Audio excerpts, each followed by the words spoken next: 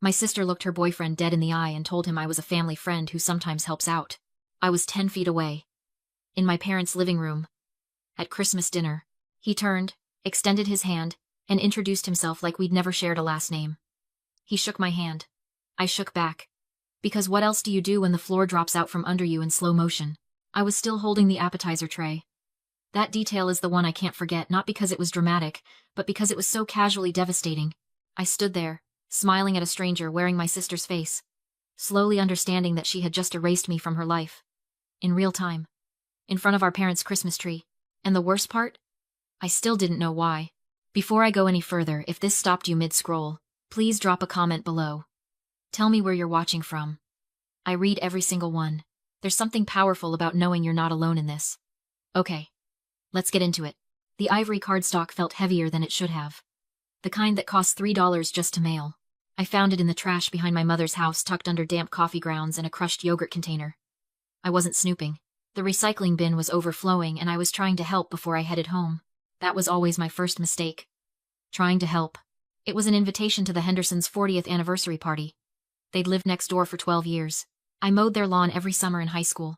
Attended their daughter's graduation. Knew what they both took in their coffee. These were people I genuinely knew. And yet, my mother had already RSVP'd for 2 and thrown the card away before I could see it. I set it on the kitchen counter and waited. When my mother walked in and saw it, she froze. I was watching for guilt. What I got was composure. She didn't apologize, didn't look away. She simply said the party was this Saturday, and she'd already made other plans. Then came the real reason. Bianca was going instead. Bianca needed to network with the Hendersons' son, who worked in venture capital. My mother delivered this like it was perfectly reasonable. I wasn't even asking to take Bianca's spot. I just wanted to understand why I was being treated like a ghost in a house I still helped keep standing. They always forgot that part.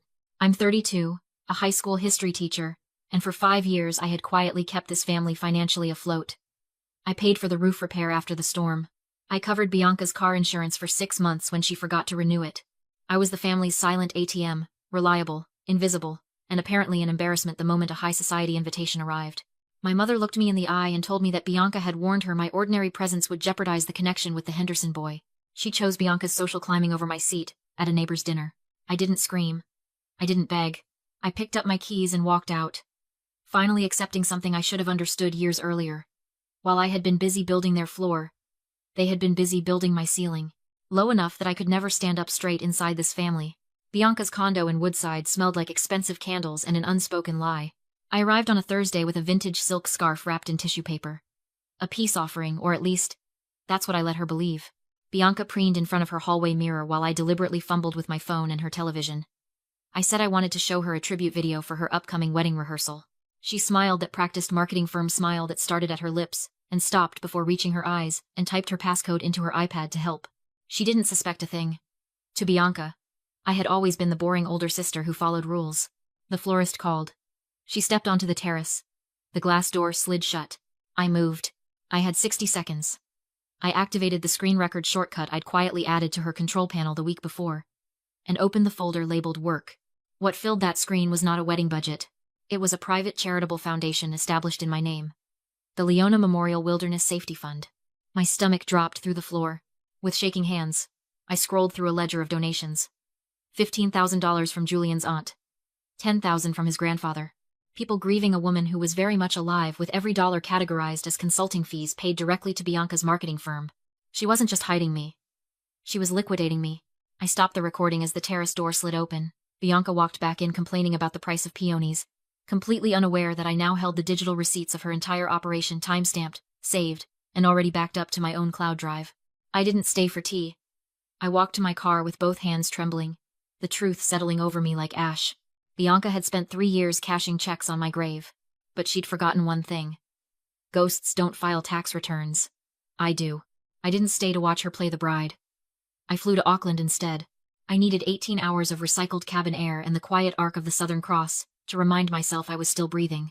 New Zealand's silence, the kind that lives inside mountains like something ancient, was the first real quiet I'd felt in years. It didn't last. On day 5, a knock at my hotel door. I opened it to find a woman I recognized instantly from photographs on Julian's desk. Genevieve Whitfield. Julian's grandmother. She stood in the hallway in pearls and a silk trench coat, with eyes that had spent 90 years seeing straight through people. She walked past me without waiting to be invited. Her first words were not a greeting. "You're not dead." I stood with the balcony door open behind me, the cold mountain air feeling like a vacuum. I didn't play dumb. I just waited. Genevieve reached into her bag and withdrew the wedding program. She flipped to the final pages. Her finger landed on a section bordered in black. "In loving memory. My high school graduation photograph. My name. The years I had supposedly been alive, and the year my life had, according to Bianca, come to its quiet end." Bianca had told the entire Whitfield family I had disappeared on a solo hiking trip 3 years earlier. She had cried on Julian's shoulder about the shameful, unresolved circumstances of my disappearance, carefully implying a mental health crisis she claimed she'd been powerless to prevent. She had transformed my absence into a tragedy she could perform on cue. "She has been collecting donations for a wilderness safety foundation in your honor," Genevieve said, her voice carrying the weight of someone who has already made her decision. "My sisters and I have written checks totaling over $150,000. I stared at my own face on that memorial page. Bianca hadn't just pushed me to the margins. She had converted my existence into an income stream profiting from the grief of a family she hadn't even legally married into yet. For the first time, I saw what lived beneath Genevieve's pearls. A fury that was quiet, old, and very patient. "My grandson is about to marry a woman who turned your life into a line item for fraud," she said. "I'm not here to comfort you, Leona. I'm here because no one steals from the Whitfields and walks away clean." She placed a first-class ticket on the table between us.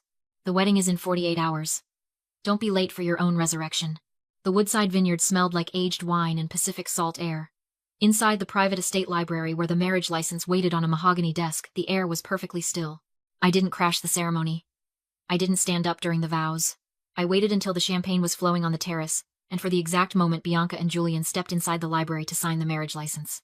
The officiant was a retired federal judge, a man who had spent 4 decades separating truth from performance. He extended a gold pen toward Bianca. She was radiant in ivory lace, her composure a studied masterpiece. She reached for the pen. The heavy oak door clicked open. I walked in. It closed behind me with the quiet finality of a decision that cannot be undone. Bianca froze. The pen hovered motionless above the license as I watched the color drain from her face. Her bridal makeup left looking like something painted on marble. "Leona," Julian whispered. He looked at me. Then at the memorial page folded in his tuxedo pocket, his expression. The disorientation of someone watching a story they've lived inside for years reveal itself as fiction. I didn't look at him. I looked at the judge. I placed my passport and a certified notice of living status directly on top of the unsigned marriage license. "I am Leona Calloway," I said. "And I believe my sister has listed herself as the sole surviving sibling on the federal affidavits filed in connection with this marriage." The judge withdrew his hand. He closed the marriage registry with a sound like a verdict. "I cannot witness a felony." That was when Bianca's composure collapsed. Not gradually all at once, the way a window shatters. She lunged toward me, the lace of her gown catching on the desk. "You're ruining it," she screamed, nothing of the polished woman remaining in her voice. "You were supposed to stay gone. You always ruin everything." The room went completely quiet. "I didn't ruin this, Bianca," I said, keeping my voice even. "You did. 3 years ago, when you decided it was easier to kill me on paper than to let me exist in your world." Julian backed away from her, his face gray, looking at the woman he had comforted through 1,000 manufactured tears, beginning to understand that every single one had been a performance. I turned and walked out. I left the sole surviving sibling to explain to a retired federal judge why she had committed fraud before her first dance. Bianca never made it to her reception. She was escorted to a private room while the Whitfield legal team arrived. She performed a breakdown, sobbing about pressure and circumstances beyond her control. The Whitfields don't deal in emotions. They deal in audits. 2 days later came the false ending. Bianca checked into a wellness retreat in Carmel, positioning herself as a victim. She sent our mother to my hotel not to apologize, but to tell me Bianca was fragile. I was being cruel, and involving the authorities was simply revenge against my own family. That was when the second mask fell. While Bianca sat in Carmel being attended to, she was frantically working to transfer the deed to our parents' home into a shell company to shield it from the incoming lawsuits. She had convinced our mother to sign the papers, calling it the only way to protect the family home from my vengeance. She was too late. The IRS whistleblower report I had filed from Auckland had already moved through the system. Because the foundation involved wire fraud and unreported income, exceeding $100,000, the government issued a jeopardy assessment, an emergency seizure provision invoked when assets are actively being concealed.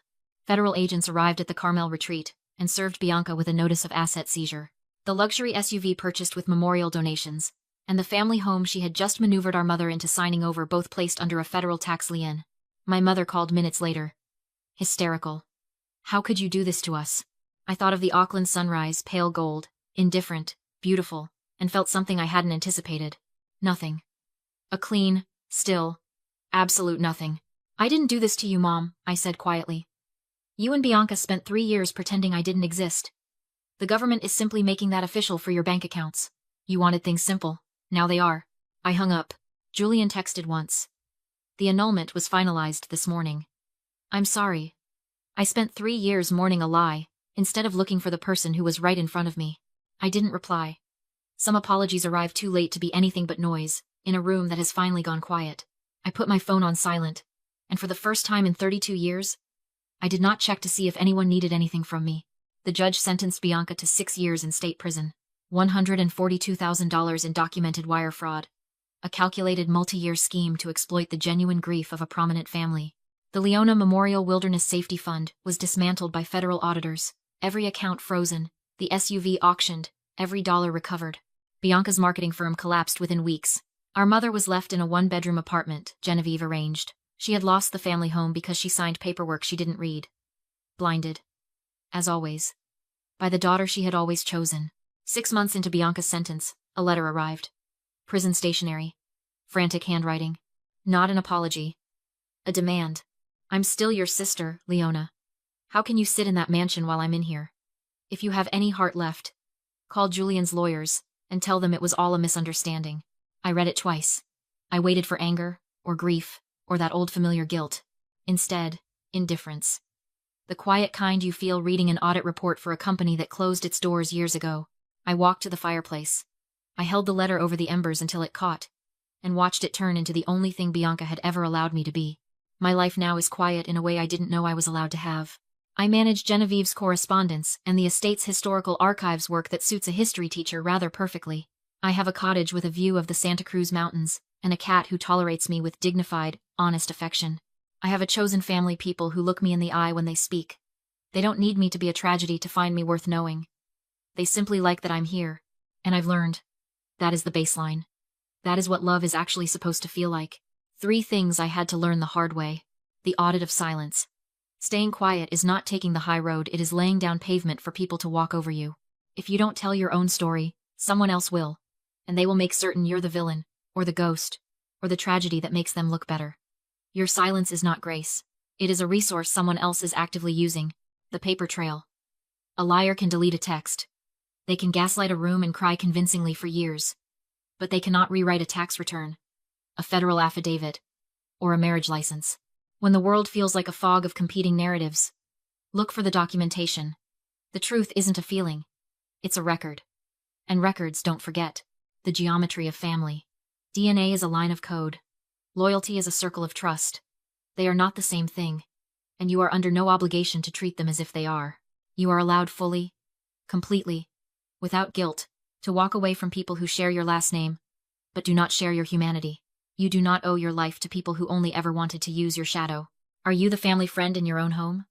Are you the one standing in the doorway holding the appetizer tray while your existence is being quietly auctioned off in the next room? If any part of this resonated, comment, resurrected below. Share this with someone who needs to hear it tonight. Because someone out there is standing exactly where I was standing, and they need to know the story doesn't have to end there. My name is Leona Calloway. I was erased, memorialized, and left for dead on paper, and I have never been more alive.